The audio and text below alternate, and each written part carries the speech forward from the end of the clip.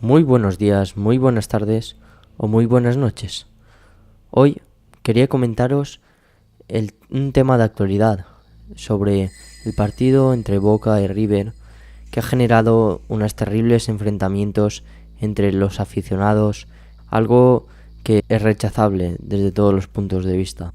Voy a intentar analizar por qué estas situaciones se producen, por qué existen estos grupos en el fútbol, las claves. Aquí en España, desde España también hay grupos que se dedican a ir al fútbol a intentar imponer su visión, algo que no tiene ningún sentido, pero vamos a intentar analizar las causas.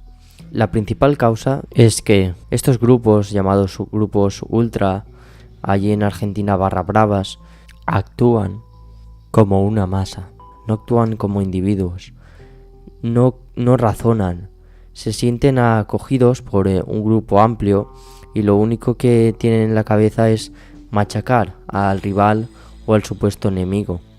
Esto es una característica que el ser humano en cierta manera puede llevar en sus roles desde hace muchísimos años, porque cuando se tiene que defender de un enemigo para sobrevivir, está claro que le genera violencia y se pasa enseguida de la violencia verbal a la física. Lo que pasa es que en estos casos esto no tiene ningún tipo de justificación ni de sentido. Por ello, en vez de razonar, en vez de disfrutar del fútbol, de los deportes, utilizan una excusa para sacar ese lado más vil, más mezquino del ser humano, sin poder siquiera darse cuenta de que aquello que están haciendo no tiene ni sentido ni lógica y además es bastante grave.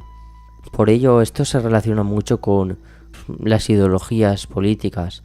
Muchos grupos de estos tienen ideologías extremistas, fascistas, por eso está relacionado, porque obedecen al lado más instintivo en el sentido negativo del ser humano, menos pensativo, menos cultivado, y simplemente se dedican a machacar. He utilizado la palabra fascista porque no la utilizo porque sí, como muchas veces se hace, sino en el sentido o el obedecer porque sí, la violencia para imponer unas ideas, como hacía Mussolini, en el fundador del fascismo. Por eso la he utilizado. No hago como gente que utiliza esta palabra para cualquier cosa. ¿Es esto una de las principales causas? La falta de razonamiento, actuar como masa en vez de individuos. Una de las otras causas es que esto se permite porque a veces los clubes tienen connivencia con estos grupos porque les benefician con algunas cosas, con algunos apoyos. Incluso en Argentina se ve que es un importante grupo de mafias que también están inmersas en todo esto. Para combatir todo esto hay que, sobre todo, impedir que esto ocurra, impedir que si son grupos así, yo no tendría ningún problema en cerrarles la puerta a los estadios, porque generan graves incidentes y desde luego no es positivo para nada, para ni quien va a los estadios, ni quien pasea por la calle. Y por otro lado, defender una visión del deporte que sea una visión con un sentido hacia el rival, del respeto, del disfrutar. Una cosa es defender a un equipo porque tengas unos sentimientos, porque le tengas cierto cariño, y otra cosa muy diferente es actuar como una manada, ir contra otros porque simplemente apoyen al equipo contrario. Eso no tiene ningún sentido.